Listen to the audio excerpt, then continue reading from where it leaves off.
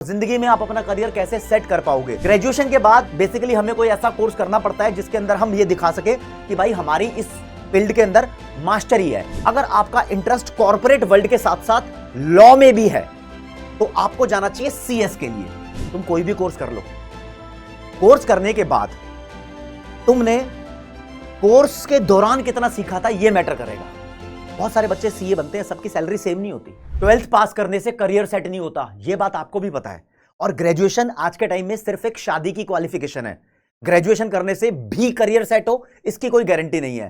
तो दोस्तों, मैं आपका भाई, दोस्त, educator of economics love Kaushik आज आपको बताऊंगा कि कॉमर्स वाले स्टूडेंट्स के पास कौन कौन से बेहतरीन करियर ऑप्शंस होते हैं और क्या उनके साथ अर्निंग अपॉर्चुनिटीज हैं और जिंदगी में आप अपना करियर कैसे सेट कर पाओगे। बिल्कुल प्रॉपर तरीके से कैटेगराइज करके चलेंगे। कुछ कॉलेज के कोर्सेज की बात करेंगे, फिर प्रोफेशनल कोर्सेज की बात करेंगे और फिर आपके करियर की बात भी साथ के साथ करते रहेंगे। सबसे पहले हम टारगेट करेंगे कॉलेज के कोर्सेज के लिए। 12वीं क्लास जब बच्चा पास कर लेता है तो उसको एक बात पता होती है कि 12th के बाद मेरे को ग्रेजुएशन करनी है। और कॉमर्स वाले बच्चे के दिमाग में बेसिकली ये वाले ग्रेजुएशन के कोर्सेज ज्यादा घूम रहे होते हैं। एक एक करके बात करते हैं ये कौन से हैं और क्यों करने चाहिए आपको। Like BCom honours, economics honours, English honours, BBA, BCA, maths honours और other various courses are available.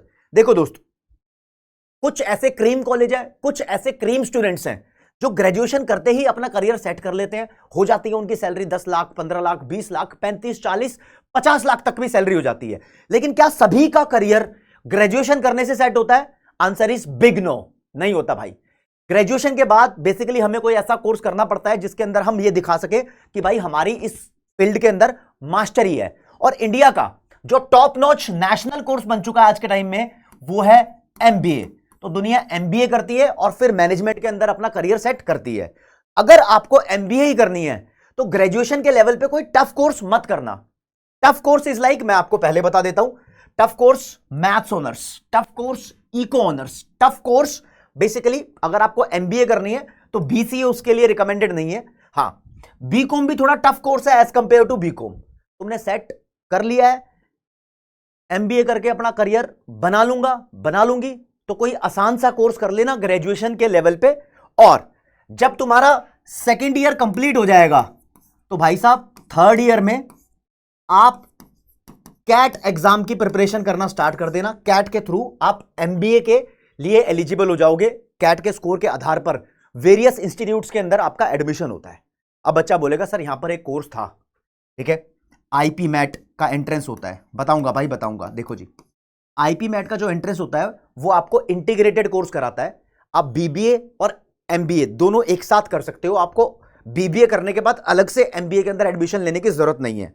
और आईपी मैट क्रैक करके आप कुछ चुनिंदा आईआईएम इंस्टीट्यूट के अंदर अपना एडमिशन ले सकते हो। लेकिन मैं इसके बारे में बताता हूं दोस्त। देखो, ये बहुत अच्छा कोर्स है, इसको अगर आप ट्राई करोगे तो सीधा एमबीए में अपना करियर सेट कर सकते हो। लेकिन यहां की फीस मेरे को देखने को मिली है कि 25-30 लाख रुपए की फीस होती है, जो कि बहुत सारे बच्चों के लिए अनअफोर्डेबल है। लेकिन एक बार एडमिशन मिल जाता है तो बहुत सारे बैंक्स आपको आसानी से लोन दे देते हैं, क्योंकि उनको पता है कि हाँ भाई बंदे ने अपना यहां से कोर्स कंप्लीट कर लिया तो उसकी सैलरी उस लेवल पे होगी कि वो लोन आसानी से चुका देगा। एजुकेशन लोन होता है, राइट। और फिर भी अगर तुम्हारा एमबीए के अंदर करियर सेट करने का मूड है तो आप किसी भी ऐसे कॉलेज से ग्रेजुएशन का कोर्स कर लो जहां पर फीस कम होती है।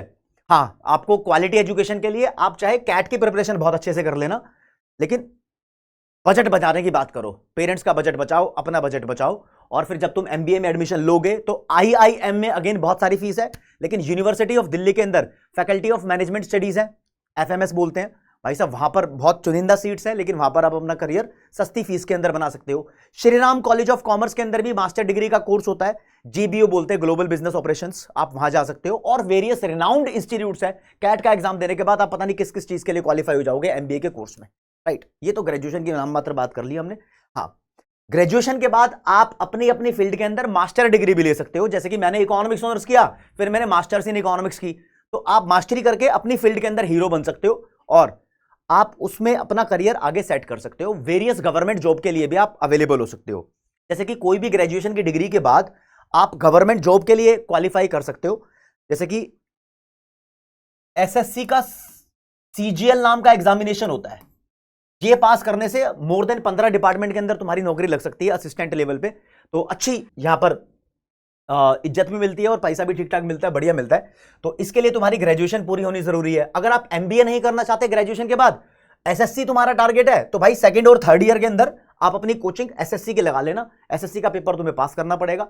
इसके लिए भैया एसएससी के 2 लेवल होते हैं बेसिकली, एक प्रिलिमिनरी लेवल होता है, एक फिर फाइनल इसका एग्जाम होता है। 2 बार होते हैं पेपर, ठीक है ना। हाँ, कोई बच्चा सोच सकता है भाई मेरे को तो यूपीएससी में करियर बनाना है, तो भाई यूपीएससी की तैयारी तो लोग first year second year of graduation से करना स्टार्ट कर देते हैं। फिर अगर मेरे को वाकई में ही मेरे को एसएससी करना है या यूपीएससी करना है, तो मैं रेगुलर कॉलेज जाकर इतना सब्सटेंशियल टाइम क्यों बिताऊं यार। मैं हो सकता है कि डिस्टेंस डिग्री से कॉलेज कर रहा हूं और फिर मैं साथ साथ एक बढ़िया तरीके से कोचिंग लेकर यूपीएससी या फिर एसएससी की तैयारी कर लूं। ये डिपेंड करता है तुम्हारे ऊपर कि तुम कितने होशियार हो, उस लेवल से उसको क्रैक कर लेना, ठीक है जी। ये तो ग्रेजुएशन के कोर्स के एनालिसिस हो गए। लेकिन दोस्तों ग्रेजुएशन की अगर बात करूं तो ग्रेजुएशन जर्नलिज्म की फील्ड में भी होती है। बहुत सारी यूनिवर्सिटीज हैं जो आपको देती है बीजीएमसी का course, bachelor in journalism and mass communication. यहां पर भी आप नाम मात्र की ग्रेजुएशन ही होती है। असली जो तुम्हारी पावर है वो तो तुम्हें पता लगती है आपकी इंटर्नशिप में। जब तुम प्रैक्टिकली ट्रेनिंग करने लग जाते हो किसी मीडिया हाउस के अंदर, किसी मीडिया चैनल के पास, तो तुम्हें पता लगता है कि तुम कितने स्ट्रांग हो। सिर्फ एडमिशन लेने से कुछ नहीं हो जाता। तो वो भी अपने ऊपर आपको पता होना चाहिए कि यार हाँ, मेरे अंदर दमखम है, मेरे अंदर वो चीज है कि मैं बाल की खाल निकाल लेता हूं, आसानी से किसी भी चीज को डिस्क्राइब कर देता हूं। अगर मैं कंपनी में जाऊंगा तो मेरी कम्युनिकेशन स्किल्स बहुत अच्छी होंगी या आज भी अच्छी हैं, तो तुम इसके लिए जाओ, ये तुम्हारे लिए बहुत बढ़िया है।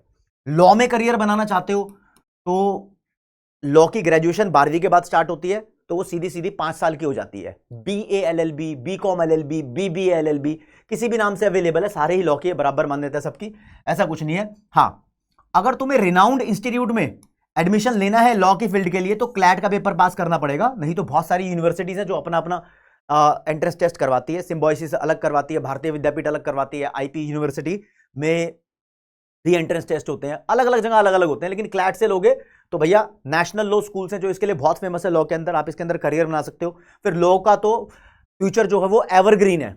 लॉ का मतलब ये नहीं है कि तुमने कोर्ट में जाके केस लड़ने हैं, नहीं नहीं, लॉ की तो बहुत सारी कंपनीज में भी जरूरत पड़ती है, कंसल्टेंसी के लिए, सेल्फ एम्प्लॉयड भी हो सकता है लॉयर बहुत सारी जगह काम आता है, राइट। अपना करियर तुम टीचिंग में भी बना सकते हो। देखो दोस्तों, टीचिंग कितने लेवल पे होती है। एक स्कूल लेवल पे टीचिंग होती है भाई, स्कूल में भी बहुत सारे लेवल होते हैं भाई। 1ली से 5वीं तक का पीआरटी टीचर बनना है, या आपको 6ठी क्लास से 10वीं क्लास तक का टीजीटी टीचर बनना है, या 11वीं 12वीं का लेक्चरर या फिर पीजीटी टीचर बनना है।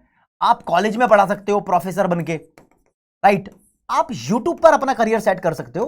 अगर आपको लगता है कि आपकी स्किल्स बहुत यूनिक है, दमदार है, दूसरों से डिफरेंट है, बच्चों को आपकी बात समझ में आती है, तो आप आसानी से एक्सप्रेस कर सकते हो, ट्रेंड के साथ चल सकते हो, हाँ थोड़ा मॉडर्न होके कर सकते हो काम को, तो यूट्यूब में भी आप अपना करियर सेट कर सकते हो। भैया अपना चैनल सेट करो, टीचिंग स्किल्स दिखाओ, लोगों को पसंद आएगी तो आप यहां पर भी छा जाओगे, ऐसी कोई बात नहीं है, ठीक है। लेकिन जो आप कहते हो वो चीजें पॉसिबल होती रहेंगी, तो फिर बच्चे आपकी बात मानते रहेंगे और आपके साथ चलेंगे, आपका करियर यहां पर भी सेट हो जाएगा।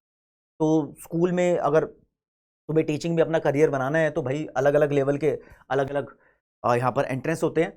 तो लेकिन आपको यहाँ पर बीएड का कोर्स करना पड़ता है जो ग्रेजुएशन के बाद होता है। बीएड का कोर्स कोई भी ग्रेजुएशन कर लो उसके बाद होगा। बीएड का पेपर देने के बाद आपको सीटेट एक क्वालिफाइंग एग्जामिनेशन होता है, बहुत सारी जगह अलग अलग स्टेट के एग्जामिनेशन भी होते हैं, तो वो पास करना पड़ता है। उसके बाद आप किसी भी फील्ड के अंदर अपना करियर के लिए जहां वैकेंसी होगी वहां अप्लाई कर पाओगे। कॉलेज के अंदर जाना है तो दोस्तों आजकल तो बोलते हैं पीएचडी डिग्री, या फिर किसी ने नेट क्वालिफाई किया हो, नेशनल एलिजिबिलिटी टेस्ट, इसके लिए कम से कम मास्टर्स डिग्री होनी चाहिए आपके पास।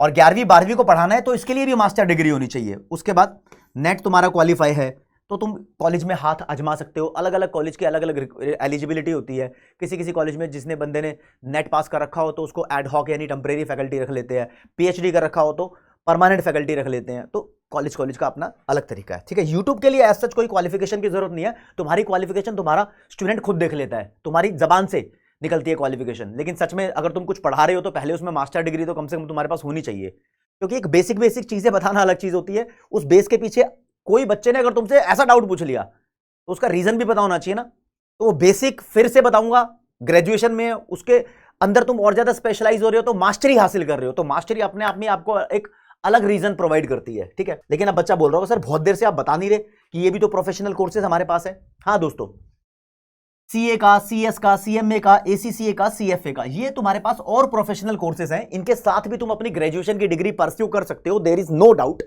लेकिन किसको ये कोर्स करने चाहिए? फॉर एग्जाम्पल, अगर आपका मूड है कि फाइनेंस के सेक्टर में करियर बनाना है, तो ये सारे फाइनेंस के सेक्टर के करियर बनाने वाले कोर्स है। हाँ जी दोस्तों, अगर आप अपने आप को वाकई में इस काबिल समझते हो कि आप टैक्सेशन की दुनिया में छा जाओगे, आप ऑडिटिंग को समझते हो, आप अकाउंटिंग में अपना ऐसे दमखम रखते हो, तो आपको जाना चाहिए सीए के लिए। ठीक है, अगर आपका इंटरेस्ट कॉर्पोरेट वर्ल्ड के साथ साथ लॉ में भी है, तो आपको जाना चाहिए सीएस के लिए। सीए और सीएस में कंपेयर करें तो सीएस थोड़ा सा थ्योरेटिकल ज्यादा है, ठीक है ना, और इन दोनों में ज्यादा पावरफुल कोर्स सीए ही है। ठीक है, लेकिन सीएस की फिर भी अपनी एक अलग दायरा होता है, सीए का अपना एक अलग दायरा होता है, वो अलग है। हाँ, सीएमए भी एक अकाउंटेंसी का कोर्स है, लेकिन दोस्तों यहां पर स्पेसिफिकली प्रोडक्शन की अकाउंटिंग की जाती है, कॉस्ट की अकाउंटिंग की जाती है। तो ये थोड़ा सा ओवरऑल अकाउंटिंग नहीं है किसी पर्टिकुलर, मैं बोलूं कि यार ये टी शर्ट की कॉस्टिंग कितनी आई है, तो इससे उर्जे पुर्जे जो भी इसके रॉ मटेरियल है, हर एक चीज की कॉस्टिंग का एनालिसिस सीएमए कोर्स के अंदर होता है। तो थोड़ा छोटे लेवल का अकाउंटेंट है, लेकिन ये भी बहुत पावरफुल है। बहुत सारे सीएमए ऐसे होते हैं जो सीए और सीएस से ज्यादा पैसा कमाते हैं। तो ये तो डिपेंड करता है कि तुम देखो, तुम कोई भी कोर्स कर लो, कोर्स करने के बाद तुमने कोर्स के दौरान कितना सीखा था, यह मैटर करेगा। बहुत सारे बच्चे सीए बनते हैं, सबकी सैलरी सेम नहीं होती, सबकी अर्निंग सेम नहीं होती, है ना। जिसने ज्यादा स्किल गेन की है वो ज्यादा आगे बढ़ता है, राइट। एसीसीए का कोर्स है, बोलते हैं मोर देन 180 कंट्रीज के अंदर ये ज्यादा एप्लीकेबल है, मतलब इसकी इज्जत की जाती है, मान्यता प्राप्त है। तो दोस्तों ये भी बहुत अच्छा है, सीएफए भी बहुत अच्छा है। लेकिन अगेन, अगर आप मैथ्स के अंदर अपने आप को बादशाह समझते हो, तो मैथ्स के साथ अकाउंटेंसी के लिए सीएफए है। लेकिन अगर बात की जाए इंडिया के अंदर, भाई वेरियस कंपनीज की ऑडिटिंग की पावर किसके पास है, तो इंडिया में अपना करियर सेट करना चाहते हो तो सीए ऑडिटिंग के लिए बेस्ट है। यानी इसके ही सिग्नेचर चलेंगे, किसी के भी सिग्नेचर नहीं चलेंगे। तो तुम सीएफए बोलो या अमेरिका का सीपीए बोलो, कोई भी कोर्स बोल लो, यही चलेगा भाई इंडिया के अंदर। और मोर देन 46 कंट्रीज में सीए का कोर्स रिकॉग्नाइज किया जाता है। तो बहुत सारी कंट्रीज में आप अपना करियर सेट कर सकते हो सीए का कोर्स करके, ऐसा नहीं है कि सिर्फ इंडिया के अंदर है। तो यू हैव वेरियस ऑप्शन। अगर आप अपने आप को बिल्कुल ही इकोनॉमिक्स और मैथ्स का उस्ताद समझते हो, मैथ ज्यादा इको कम, तो आप एक्चुरियल साइंस के लिए जा सकते हो। एक्चुरियल साइंस का कोर्स करके आप बहुत सारी फाइनेंशियल कॉर्पोरेशंस के अंदर अपने आप को एक तरीके से एनालिस्ट की जॉब पे, प्रोफाइल पे आप रख सकते हो। बहुत अच्छा पॉलिसी मेकर की जॉब होती है, एनालिसिस निकाले जाते हैं यहां पर। ये बहुत अच्छा कोर्स है, आज के टाइम में बहुत चल रहा है। लेकिन अगर इन सब में से देखा जाए तो बहुत डिफिकल्ट कोर्स ही है, बहुत डिफिकल्ट कोर्स ही है, ठीक है। और सीए भी मतलब डिफिकल्ट कोर्स की कैटेगरी में आता है, लेकिन डुएबल है। अगर आपके पास कंसिस्टेंसी है, रेगुलरिटी है, दमखम है, अगर आप मिस नहीं करते हो चीजों को, तो आप इन सभी कोर्सेज को कंप्लीट कर सकते हो। और बहुत सारे बच्चों ने करके भी दिखाया है। इवन आपको बताऊं कि 2047 तक जो आईसीआई ऑर्गेनाइजेशन है, ये चाहती है कि भैया जो देश के अंदर सीए हैं उनकी संख्या बढ़ती रहे। अभी हाल फिलहाल देश के अंदर 4 लाख सीए हैं, ये चाहती है भैया 2047 तक अराउंड 20 लाख से ज्यादा सीए। तो ये कैसे होंगे, कैसे होंगे? सीए को और ज्यादा अफोर्डेबल बना के, सीए को और ज्यादा डुएबल बना के, ठीक है। तो कर रहे हैं, इस फील्ड के अंदर भी है। लेकिन अब तुम बोलोगे सर मुझे कौन सा कोर्स करना चाहिए, बीसीए के बारे में तो आपने बताया नहीं। मेरे को लगता है कि यार बीसीए का कोर्स करके आपको फिर एमसीए करनी कंपलसरी हो जाएगी, तभी उसका करियर सेट हो सकता है। लेकिन बीसीए और एमसीए वालों का करियर खाने लग गए हैं आजकल। जो लोग इंजीनियरिंग में बीटेक करते हैं और सीएस में, कंप्यूटर साइंस में, क्योंकि वो सीएस वाला थोड़ा ज्यादा सीखता है बीसीए से, तो इसलिए थोड़ा करियर हल्का हो जाता है। बीसीए एमसीए वालों का उनका थोड़ा ज्यादा भारी हो जाता है। तो कॉमर्स वाले बच्चों के लिए मैं बताऊंगा कि आप अपने इंटरेस्ट के हिसाब से अपने कोर्स को चूज करें कि कौन सा कोर्स आपको करना है। अगर आप सिर्फ ग्रेजुएशन करना चाह रहे हो ना, तो ये सेट कर लो पहले कि आपको ग्रेजुएशन के बाद एमबीए करना है क्या। नहीं तो आपको कोई गवर्नमेंट जॉब करनी होगी, तो एसएससी और यूपीएससी, या फिर और रेलवे है, बैंकिंग है, बहुत सारे ऐसे गवर्नमेंट जॉब के सेक्टर्स हैं जहां पर आप अपना करियर सेट कर सकते हो। ये तो एक बहुत बेसिक बात है, बहुत लोग करते हैं ऐसा। अगर तुमने सोच रखा है कि तुम्हें भाई सीए, सीएस, सीएमए, एसीसीए जैसे कोर्सेज करने, तो 12th के बाद मेजर फोकस आपका उन पे ही होना चाहिए। फिर ग्रेजुएशन तुम्हारे लिए एक सेकेंडरी हो जाती है, राइट। अगर तुम चाहते हो लॉ की फील्ड में तुम्हें करियर बनाना है, तो फिर ग्रेजुएशन का ही तेल लेने, नॉर्मल वाली है बीकॉम वगैरह, और प्रोफेशनल कोर्स का ही तेल लेने, तो तुम्हारा सिर्फ लॉ में ही करियर बनना चाहिए, उस पर पूरा का पूरा फोकस हो जाता है। और आपके मन में कोई भी डाउट है किसी भी कोर्स को लेकर तो कमेंट सेक्शन में आप बताओ, है ना, तसल्ली बकस उसका आंसर दिया जाएगा। और अगर आप चाहते हो कि आपके लिए करियर काउंसलिंग सेशन ऑर्गेनाइज किया जाए तो उसके लिए हम रेडी हैं। बस हमें यह जानना है कि क्या आप लोग रेडी हो। बढ़िया सा करियर काउंसलिंग सेशन इन सभी कोर्सेज के हिसाब से आप लोगों को बताया जाएगा, और जो भी आपकी अलग से डिमांड हो वो कमेंट सेक्शन में बता दो। आज के लिए इतना ही। Thank you so much. जय हिंद, जय भारत, नमस्कार।